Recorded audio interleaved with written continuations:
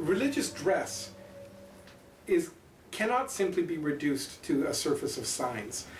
When we think, for example, of the complex ways that, take the example of the Sikh turban, the complex ways that this particular form of bodily practice is implicated in a range of everyday habits, but also more fundamentally, in this case of the turban, when we think about one of the reasons why Sikhs wear turbans is because they do not cut their hair.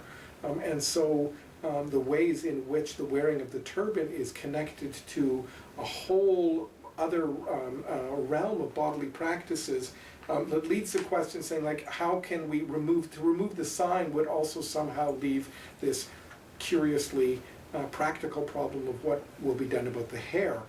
Does this mean that the hair too should be cut? So how far will the state actually go in the removal of these signs? And so the ways in which religious dress becomes reduced to questions of claims making in the public sphere, and that it serves as a stand-in for forms of personal conviction that somehow are supposed to be detached from the religious signs, or should be detached from this public sphere, I think really requires some careful thinking. Within that sort of like notion of the private and public sphere, one of the big things is that, in fact, religious beliefs can be carved up in that way. It's like saying, you can work for the city of Montreal as long as you don't wear a hijab, which is one of the things that the Charter stipulates. But you can then go home and wear your hijab.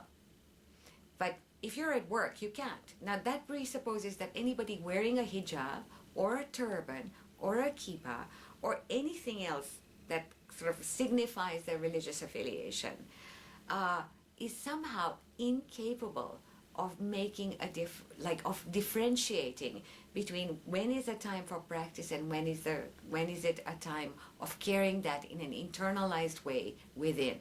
And it creates all kinds of other incredible practical considerations. What about somebody wearing a large cross on a t-shirt, or if you have a tattoo? What about dreadlocks? Are those religious dreadlocks or secular dreadlocks? Or is a man wearing a beard a Muslim beard or a Jewish beard, or is it a secular beard?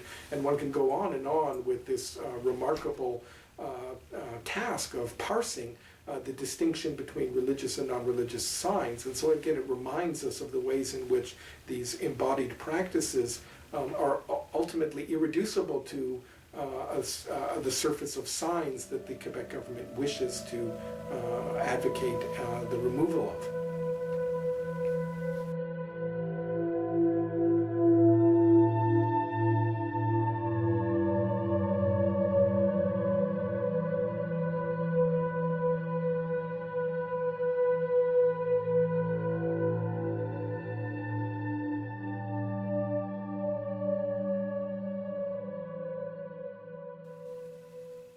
Part of my own training, apart from being in media and cultural studies, is in graphic design.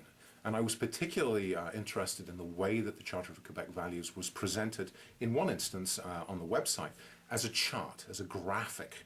And I think there's something very, very interesting and kind of troubling going on about that graphic, which is what I want to talk about.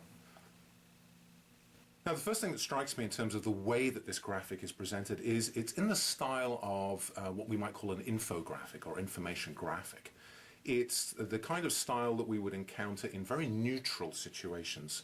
Let's say, for instance, the safety card on an airplane, the instruction manual for a piece of IKEA furniture, maybe even for Lego or Mega Bloks. It's something that has the look, the sense of being absolutely and eminently reasonable and absolutely culturally neutral. But we only have to think for a little bit more deeply about the one that's presented on the website to realize that there's something else going on here.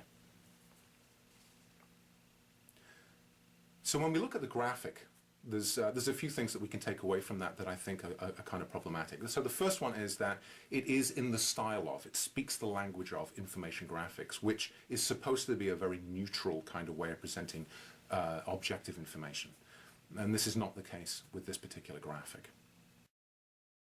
So, next thing is that Information graphics most often take us from something that has been a current situation and a situation we would like to find our way to. So in the sense of IKEA or Lego, we start with a bunch of pieces, and hopefully we end up with a piece of furniture at the end.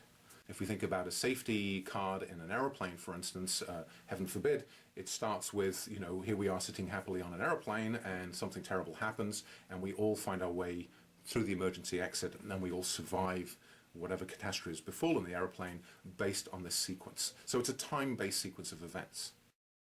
I think what's peculiar about the graphic as presented on the website is that it's not a before and after, it's sort of an after and a before, which makes me really wonder about the language that's being spoken, the graphic language that's being spoken in this thing.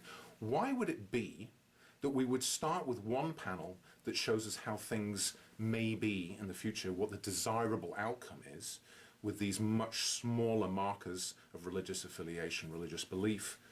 But then the second and final panel is, I guess, the status quo right now. Perhaps if it was reversed, if it really did go from what's happening now to what we think should happen in the future, it would actually trigger a more kind of defensive kind of response on our own part. It would be seen to be more inflammatory than it's pretending to be. So I think that's a problem right there.